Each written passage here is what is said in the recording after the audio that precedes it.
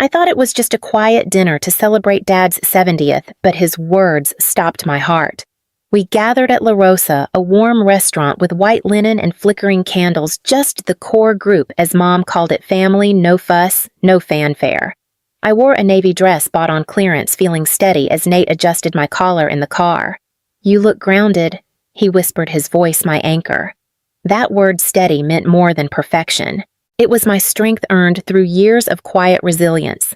The evening unfolded gently, appetizers, soft laughter, and old college stories. My daughter Lila, 10 and glowing, sketched wildflowers on her napkin, while Nate cut her grilled chicken into careful bites.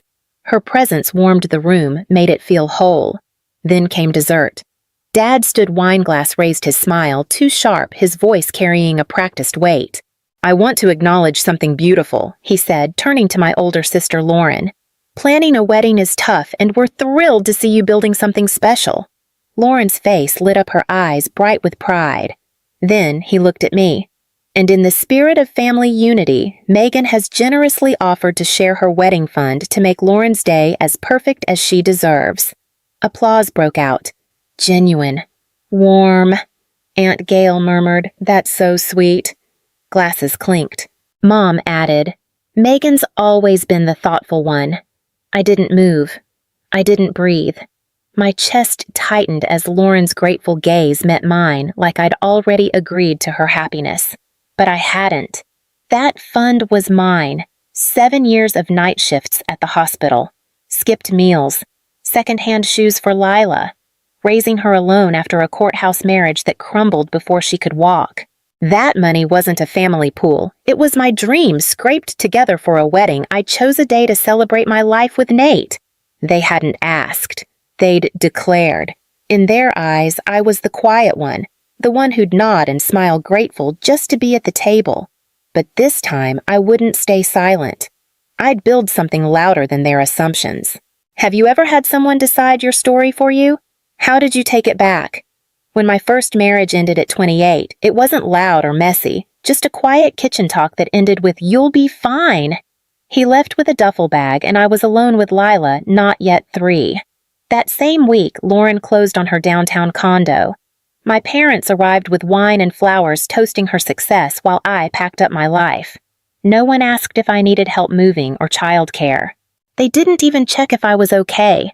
I learned early that Lauren's moments got banners and speeches while mine got nods and silence. When I finished my nursing certification, Mom sent a text, "Proud of you, sweetheart." Meanwhile, Lauren's promotion to regional manager earned a party with balloons and a custom cake. I wondered what it took to earn my own banner, but I kept sweeping quietly, raising Lila, working night shifts, crying in the hospital's utility closet between vitals. No one knew. No one asked. One winter when Lila was 6, she had a stomach bug that kept us up for 2 nights. I called Mom, hoping for support. "Kids build immunity that way," she said, her voice distant. I told Lauren, and she sent a video of her friend's kid playing piano. Their hands only reached out when they were the ones falling. I stopped expecting them to notice me. I took the 7 p.m. to 7 a.m. shift, paid for a sitter, slept on lunch breaks. Lila and I made it through not because of family, but despite them. I was the steady one, the one who didn't complain, who showed up with a dish and a smile even when my heart was heavy. Then I met Nate. He taught woodworking, walked with purpose, and asked questions like he cared. He met Lila before my parents did. When she spilled juice on his jeans, he just smiled and asked if she wanted to build a shelf. He saw me, really saw me. When I told him about my family, how they assumed I'd always be fine, he said, "They see you surviving and think you don't need anything." It was gentle, but it cut deep. He was right. I'd been invisible to them, my struggles tucked away in silence. I was fine in their eyes, independent, quiet, reliable. But being quiet doesn't mean you're not screaming inside.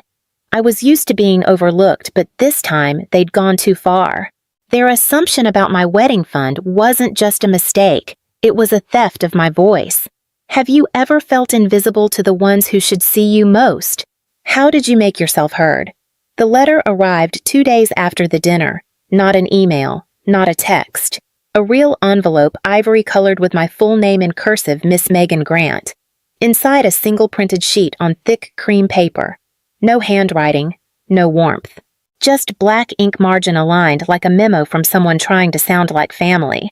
Given Lauren's upcoming wedding and your own stable situation, your father and I have agreed that reallocating $25,000 from your fund to support her ceremony reflects our shared values.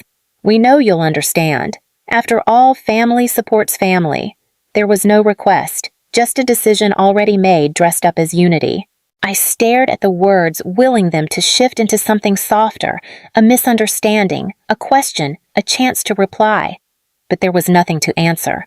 Only a closing line, simple and polished with love, Mom. It hit me harder than the announcement at dinner, because this wasn't heat of the moment. This was planned, written, printed, signed, filed under family expectation as if my savings were a joint account in their version of fairness. I folded the letter in half and placed it on the kitchen counter.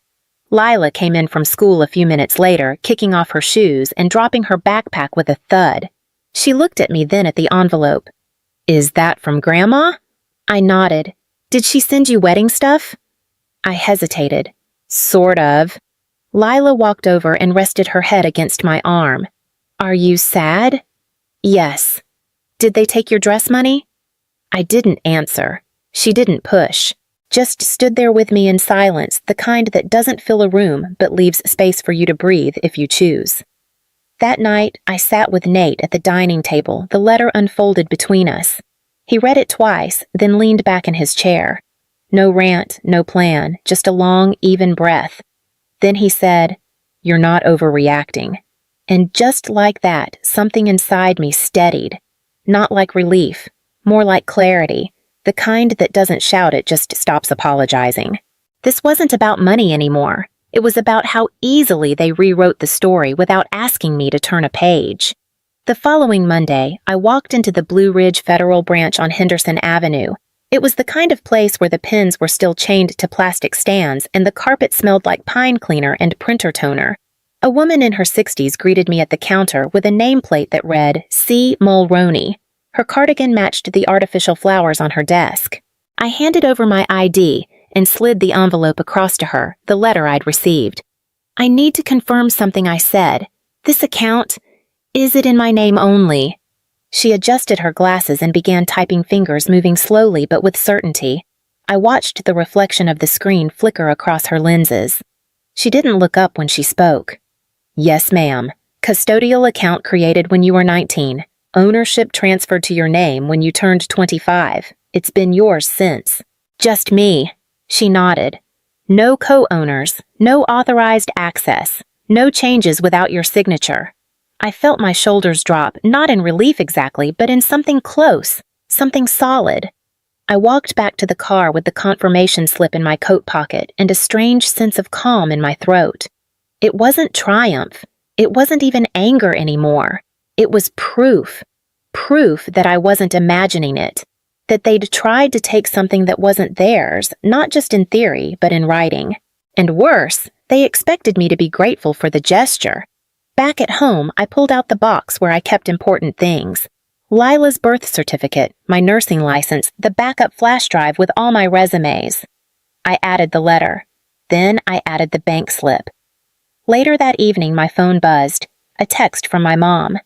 "Real family shares, especially when one sister is building and the other already has a full life." I stared at the screen for a long time. I had a full life. Sure. If full meant sleepless, scraped together, carefully portioned so everyone got fed and nothing ever broke at the same time. But more than anything, I had something they didn't expect the nerve to say no. And now the paperwork to back it up.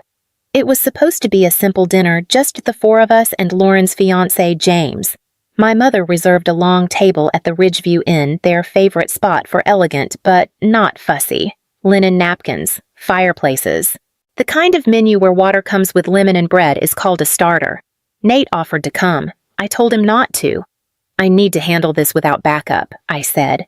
He kissed my forehead before I left. "You're not going there alone. You're just arriving solo." That stayed with me. I walked in 5 minutes early. Lauren was already seated sipping wine, her nails perfectly manicured in soft blush pink. Mom adjusted a gold bracelet. Dad nodded like this was just another nice Thursday. "Hi, sweetheart," Mom said. "So glad you could join us." I sat down without smiling. Dinner started civil. Lauren talked about flower arrangements. James bragged about his bonus. Mom praised the restaurant. Dad mentioned golf. I nodded through it, placing each moment in a quiet mental file. Then the waiter cleared the plates and Mom raised her glass. "I just want to say how proud we are of both our girls," she said, "and how beautiful it's been to watch you support one another. Megan, thank you for contributing to Lauren's special day. That kind of generosity shows real character." Lauren placed her hand over mine. "It really means so much." I pulled my hand away. "I didn't agree to give you anything I said." The table froze. "I never offered money. No one asked me. You decided. You announced it. And then you applauded each other." Mom blinked. "Megan, I checked the account. It's mine. Fully. Legally. And you had no right." Lauren's eyes narrowed. "It's not about rights, Meg. It's about support. Family. You already have a life, Nate Lila. I'm just starting over." "You're starting over in white lace with a champagne bar," I replied. I started over with a toddler in a graveyard shift. Dad's voice cut in low and sharp. "You're making a scene." I met his eyes. "No. I'm setting a boundary. You just don't recognize the sound." Mom's face tightened. "You're embarrassing us. In public." "Good," I said quietly. Then she slapped me. It wasn't a dramatic movie slap. It was quick, small, but the sound still cracked like glass. I didn't move. I didn't cry. I didn't reach for my cheek. I just stood. A nearby table turned. James shifted in his seat. Lauren looked down. I took a breath and turned to the waiter. "Could you please bring me the check for my portion?" He hesitated, then nodded and walked away. I turned back to my parents. "I'll be filing charges." Mom's mouth opened, then shut. Dad looked away. I picked up my coat. "I won't be spoken for. Not anymore." And then I walked out. Not fast, not flinching, just forward. Have you ever been hurt by family in front of others? I learned to stand taller from it. The courthouse in Asheville wasn't grand. Beige walls, plastic chairs, a metal detector that beeped no matter what you did. It didn't feel like the place where anything life-changing happened, and maybe that was the point. I sat in the hallway with Natalie Quinn, my attorney. She was sharp without being cold-dressed in navy, like the answer to a question you weren't sure you were allowed to ask. Nate sat beside me. He didn't try to fill the silence, just held my hand steady and warm like always. I hadn't told Lila anything more than Mom has a meeting today. She didn't need to carry this. When they called my name, I stood without adjusting my skirt, without checking my hair. I didn't need armor, just air. Inside the courtroom was half empty. 2 reporters in the back, a bailiff who looked barely old enough to shave. My mother sat at the defendant's table in a pale lavender suit, her hair done posture perfect. My father sat 1 row behind her. Lauren wasn't there. The judge entered a woman in her 60s with gray curls and rectangular glasses that made her look like she had never once missed a detail. Natalie stood. "Your Honor, we are here regarding a public act of physical assault committed during a family gathering. The incident was witnessed, recorded, and medically documented. We are not asking for compensation. We are asking for accountability." She handed over a flash drive. The judge nodded. The courtroom fell quiet as the video played. The footage wasn't cinematic, just clean. Dad's voice, my words. Then the slap, sudden, unmistakable. You could hear my breath catch, hear the scrape of my chair, hear my voice say, "I'll be filing charges." Then Natalie submitted the medical report, cheek bruising consistent with open palm impact, documented within 6 hours. A written statement from the waiter followed. My mother's attorney gray suit tired charm stood. This was a moment of familial tension, Your Honor. Emotion got the better of a devoted mother. "We believe this can be handled privately, not through criminalization." The judge looked up slowly. "Mr. Baird," she said evenly, "the law does not cease to apply when the hand raised belongs to a parent." Nor do we excuse assault because the attacker raised the child. That is not discipline. That is damage. She turned to my mother. This court rules in favor of Ms. Grant. The defendant will pay a $2,000 fine, complete an 8-week anger management course, and maintain no contact with the plaintiff for 6 months. My mother's face didn't fall. It didn't even flinch. She simply nodded like she'd been told the weather might be rainy. When I exited the courtroom, the air outside felt thin. For a moment, I thought it was relief, but it wasn't. It was the absence of silence. Because for once, the story didn't skip over me. It stopped and said my name out loud. The court order hadn't even cooled before the next blow came. 3 days later, I got a call from my cousin Kaylee. We hadn't spoken in months. "Hey," she said, voice tentative. "Just wanted to check. Is the wedding still on?" I paused mid-step in the grocery store. "What? Of course it is. Why?" She cleared her throat. "Because Aunt Marlene sent an email. Said the wedding was canceled, that you and Nate were going through something." My stomach dropped. When I got home, I opened my inbox. Nothing. No sent message, no cancellation notice, nothing in drafts. But Kaylee forwarded me the email. Lauren sent it from a fake account pretending to be mine, claiming my wedding was canceled. It was sloppy but convincing enough to fool some people. I showed it to Nate. He didn't flinch, just read it, exhaled, and said, "This wasn't a mistake. It was built." I didn't respond. I just forwarded the email to Natalie. The next day, it got worse. Then Nate got a message from a blocked number with fake photos edited to make it look like I was with another man. The message read, "She doesn't deserve you." I wasn't shocked, but it broke my heart to know my sister could go this far. Nate stared at the screen for a long moment, then locked his phone. "You know what's sad?" he said. "They think this could work." That night, I hired someone to trace it, and it all pointed back to Lauren. There was no doubt anymore. Not in motive, not in method. But I didn't text Lauren. I didn't call my parents. I didn't post a status or send a warning. I didn't need more confrontation. I needed documentation. So I filed it. Every screenshot, every log, every trace. Because people who fight dirty depend on you getting emotional, and people who assume you'll stay quiet, they never expect a paper trail. Have you ever been betrayed by someone you trusted? How did you handle it? The morning of the wedding was clear, cool, and still. The garden venue sat behind an old farmhouse on the edge of town. Rows of white chairs curved around a handmade wooden arch. Nate built it himself. Lila helped paint the trim. There were no microphones, no floral towers, just lavender in mason jars and a quiet playlist from a Bluetooth speaker. I was upstairs getting ready when a knock came at the door. Lewis, one of the private security guards we'd hired, stepped in. Tall, calm, sleeves rolled. "We've got someone at the side gate. Matches the photo you gave us." I didn't have to ask who. She had a backpack. Inside, 2 uncapped perfume bottles, a pair of scissors, and a can of spray paint. I looked at my reflection, the veil tucked low, a hand resting on my collarbone. Then I turned to Lewis. "No police. Just escort her off the property. Make sure she doesn't come back." He nodded once, then left. I sat for a moment, letting the silence settle. I didn't feel triumphant. I didn't feel bitter. Just clear. 15 minutes later, I stepped onto the stone path, Lila's small hand in mine. She walked proudly, holding the rings in a velvet pouch. Her braid swayed with every step. Guests rose. I didn't scan the crowd for who wasn't there.